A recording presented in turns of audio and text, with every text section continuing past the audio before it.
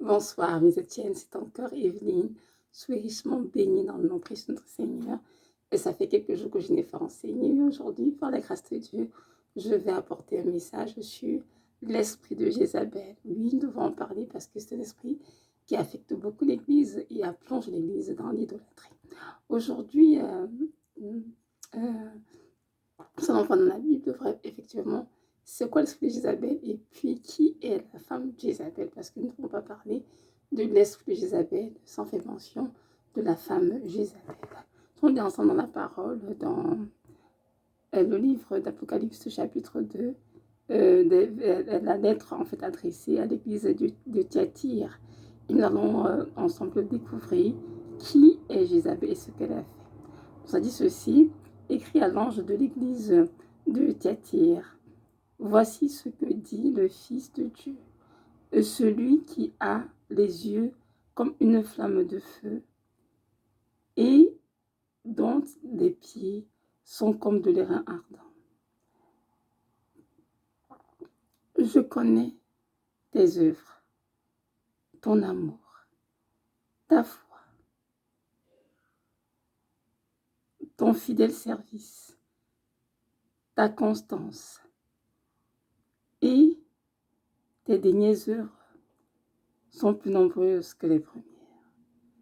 Mais ce que j'ai contre toi, c'est que tu laisses la femme Jézabel, qui se dit prophétesse, enseigner et séduire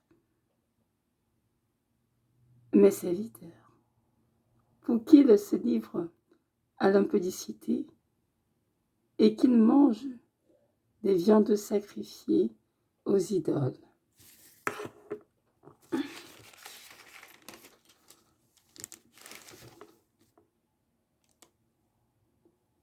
Je lui donne le temps afin qu'elle se repente et elle ne veut pas se repentir de son impudicité. Je vais la jeter sur un lit et envoyer une grande tribulation à ceux qui commettent l'adultère avec elle, à moins qu'ils ne se repentent de leurs œuvres. Je ferai mourir de mort ses enfants, et toutes les églises connaîtront que je suis celui qui sonde les reins et les cœurs, et je vous rendrai à chacun selon ses œuvres. Parole du Seigneur. Donc ici, la lettre d'Apocalypse envoyée à l'église de Thyatire. Et le Seigneur Jésus-Christ s'adresse à cette église en disant, je connais tes œuvres, je connais ton travail, ta constance. Tes œuvres sont même plus nombreuses que les premières, sont plus nombreuses que les dernières. Mais ce que j'ai contre toi, c'est que tu laisses cette femme qui se dit Jézabel. Mais si nous comprenons bien comment deux femmes se disent Jézabel, c'est vraiment ici l'esprit de Jézabel qui agit dans l'église, qui possède des femmes et leur donne vraiment le caractère de Jézabel et les pousse justement donc à séduire les serviteurs du Seigneur pour les amener à connaître l'impudicité, dans l'adultère spirituel et même l'adultère physique, et aussi incliner le cœur vers des dieux étrangers, bien sûr, et les amener ainsi donc à se détourner du Seigneur. Donc nous voyons dans ce texte que l'est de Jézabel est toujours actif. Même si celle qui s'appelait Jézabel en tant que femme est morte il y a plusieurs années, son esprit continue d'agir. Et cet esprit touche aussi bien les hommes que les femmes, mais surtout les femmes. Parce que les femmes, elles ont on va dire comment, une disposition, parce qu'elles sont très ancrées dans tout ce qui est beauté, make-up, se parer, se fait belle. Évidemment, elles sont plus vulnérables. Mais notons que l'esprit touche tant les hommes que les femmes, mais surtout plus les femmes. Donc nous voyons bien dans ce texte que Dieu nous montre que ce Jézabel est un esprit qui séduit, qui incite les enfants de Dieu à se détourner du vrai Dieu pour se tourner vers des idoles, un esprit qui entraîne les enfants du Seigneur dans la prostitution spirituelle. Maintenant, nous continuons dans le livre des rois pour lire un peu, pour découvrir qui était véritablement Jézabel en tant que femme.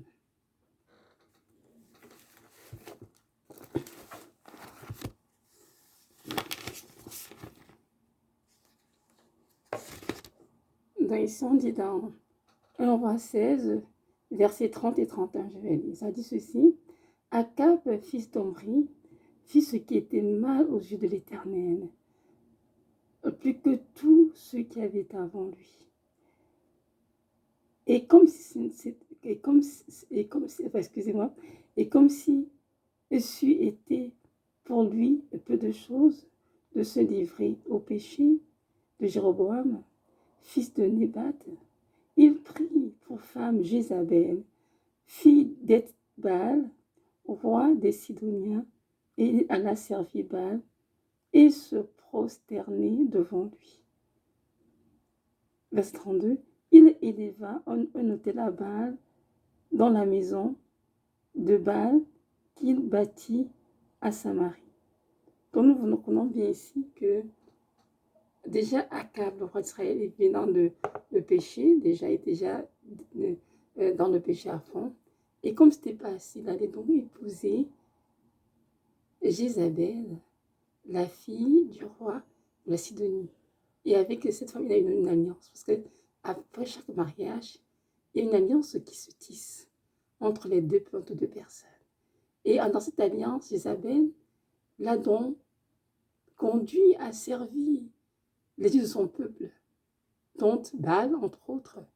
Et il a donc tellement servi Baal qu'il a bâti un autel à Baal à Samarie. Vous imaginez, en Israël, dont le roi Akab, c'est du véritable Dieu, pour servir un faux Dieu qui était Baal.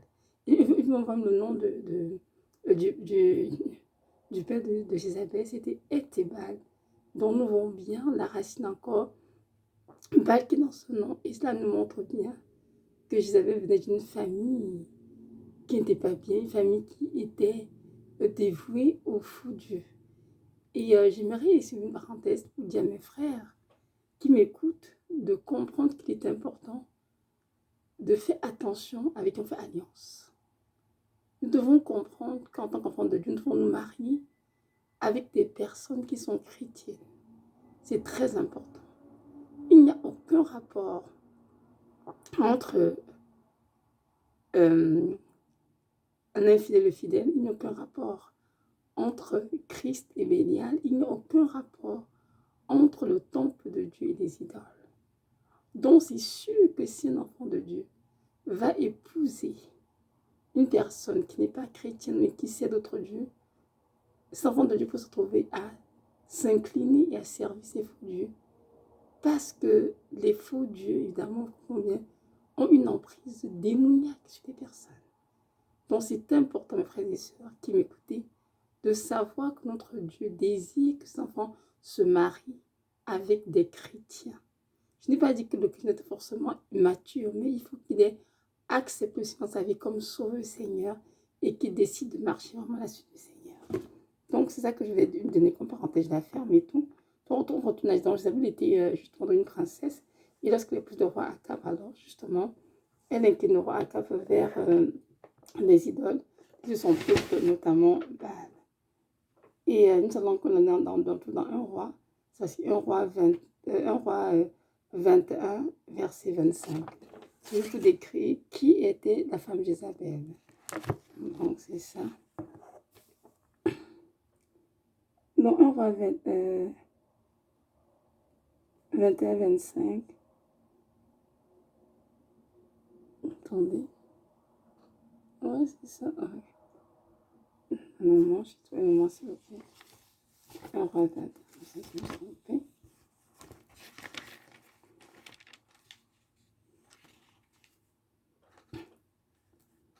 Nombre 21, 25 dit ceci. Je suis désolée pour le téléphone qui sonne, mais je suis désolée, excusez-moi. Dans Nombre 21, 25 dit ceci. Il n'y a personne qui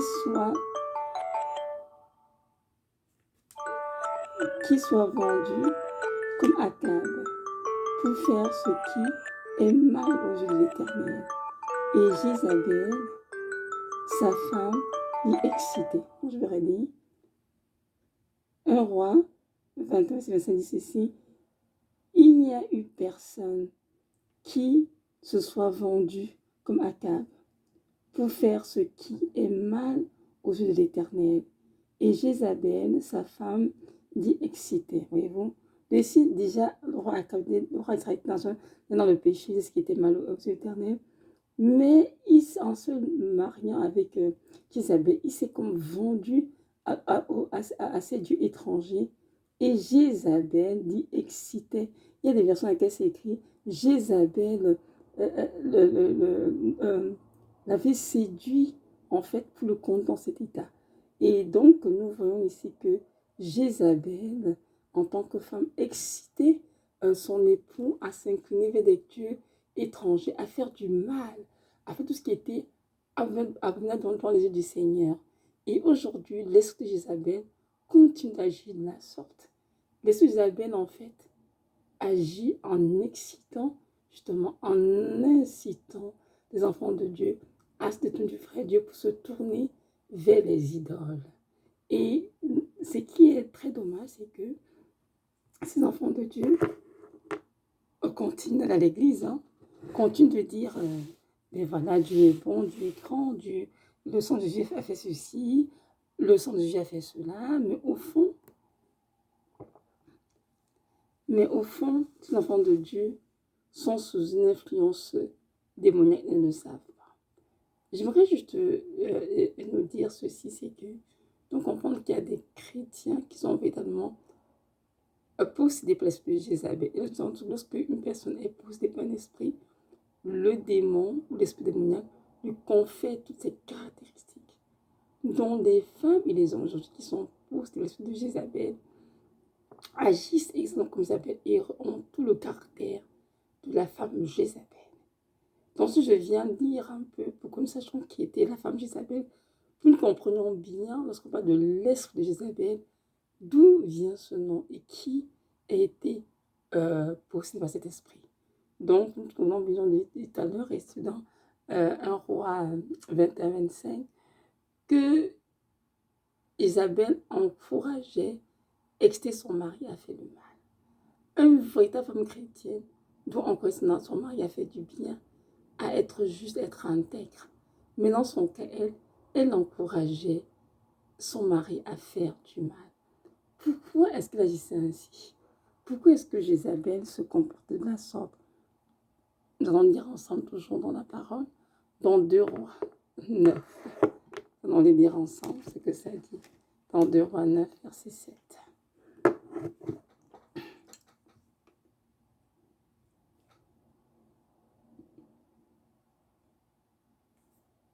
2 Rois 9, 7 dit ceci. Et tu frapperas la maison d'Akab, ton maître.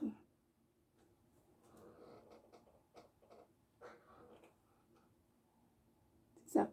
Tu frapperas la maison d'Akab, ton maître. Et je vengerai sur Jézabel le sang de mes serviteurs, des prophètes, et le sang de tous les serviteurs de l'Éternel. Je m'arrête là, c'est 2 Rois 9, verset 7. Et ici, ça c'est la sentence qui avait été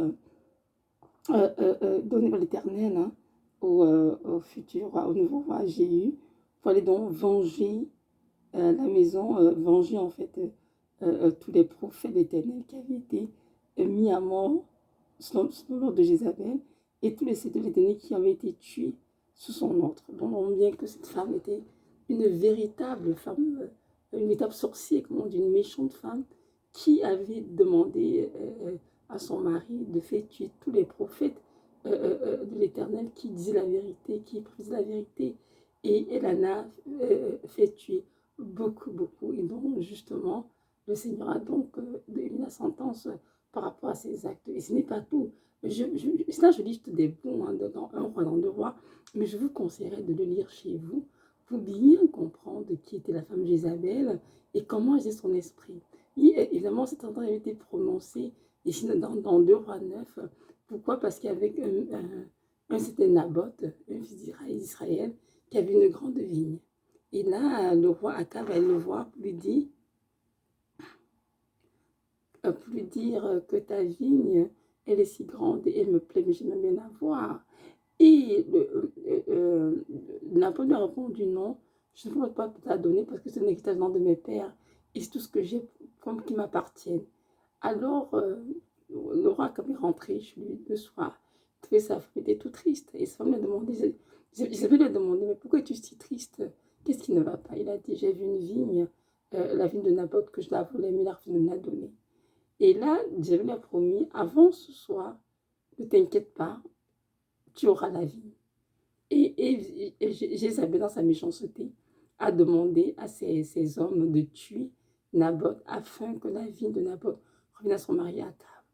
Et le sang de Naboth a tellement crié vers l'Éternel des armées qu'ils ont émis cette sentence de vie tout de suite, où le Seigneur a envoyé dans ce roi, justement, le nouveau roi d'Israël, Jéhu, pour exécuter la sentence et tout, et donner sentence à Jézabel et son mari Akab. Donc, pour montrer à quel point elle était méchante, cette femme, elle était une femme très, très, très méchante, Jézabel. Et c'est une femme vraiment qui avait tendance, justement, à contrôler la vie de son mari et l'inciter à faire ce qui était mal aux yeux du Seigneur. Je vais lire notre petit passage tout dans 2 Rois 9, verset 22. Dans 2 Rois 9, 22, ça dit ceci.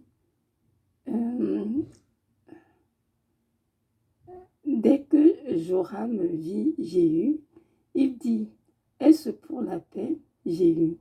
Jéhu répondit, quoi? La paix? Tant que durent les prostitutions de Jézabel, ta mère, et la multitude de ses sortilèges. Je m'arrête là. Voyez-vous ça? Ça, c'est le futur Israël Jéhu, qui a été contre le Seigneur et a envoyé justement la sentence. Et lorsqu'on le voit arriver, on demande, est-ce pour la paix? Et il répond donc au fils de Jézabel, de quelle paix parles-tu? Tant que durent les prostitutions de ta mère, Jézabel, et ses multitudes de sortilèges. Il y a des vers sur lesquels c'est écrit, et sa multitude de sorcellerie. Donc, nous comprenons bien que Jézabel était une sorcière. Et son père était un grand sorcier qui se lie déjà au culte de Baal depuis tellement d'années. Et sa fille en faisait de même. C'est la raison pour laquelle, lorsque Jézabel, le roi Jacob l'épousait, l'Éternel n'était pas content de se marier parce qu'il savait très bien qu'elle allait incliner son cœur des dieux étrangers. Et c'est ce qu'elle a réussi à le faire. Nous ne comprenons pas ici alors que l'esprit d'Isabelle est un esprit qui pratique la sorcellerie. Ceux qui sont posés d'esprit la font de la sorcellerie. Que ce soit sciemment ou consciemment, ils le font malheureusement. Et c'est un esprit qui, évidemment, contrôle les autres. Un esprit qui est extrêmement méchant et un esprit qui séduit beaucoup. Et nous allons voir justement ce côté de Jézabel dans la séduction. C'est toujours 2 Rois 9, verset, je dirais 30. Oui, 2 Rois 9, et verset 30 à 33. On dit ceci. Jéhu entra dans Israël. Jézabel, l'ayant appris, mit du phare à ses yeux, se para la tête et regarda par la fenêtre. Comme Jéhu franchissait la porte, elle dit, est-ce la paix, nouveau Zimri, assassin de son maître? Il leva le visage vers la fenêtre et dit, qui est pour moi? Qui? Et 2 ou 3 eunuques le regardèrent Et ça, en s'approchant de la fenêtre, il dit, j'étais là en bas. Ils la jetèrent et son sang rejaillit sur les murailles et sur les chevaux. Jéhu la foula aux pieds. On s'arrête là. Donc nous voyons ici que Jézabel était évidemment une femme qui aimait séduire. On dit que lorsque Jéhu, le futur roi, s'est approché, on dit qu'elle mit du fard sur ses paupières. Elle se para la tête dans le but de quoi? De séduire justement l'homme de Dieu. Et elle s'approche en disant, est-ce pour la paix à sa fenêtre? Mais lui, il ne venait pas faire la paix. Il venait exécuter la sentence qui avait été émise sur le Seigneur à cause de l'extrême méchanceté de Jézabel. Et nous comprenons bien dans ce texte, que ceux qui sont possédés par l'esprit de Jézabel sont des personnes qui sont qui aiment séduire, on va dire. Et ces personnes séduisent, pas juste au niveau des vêtements, du make-up,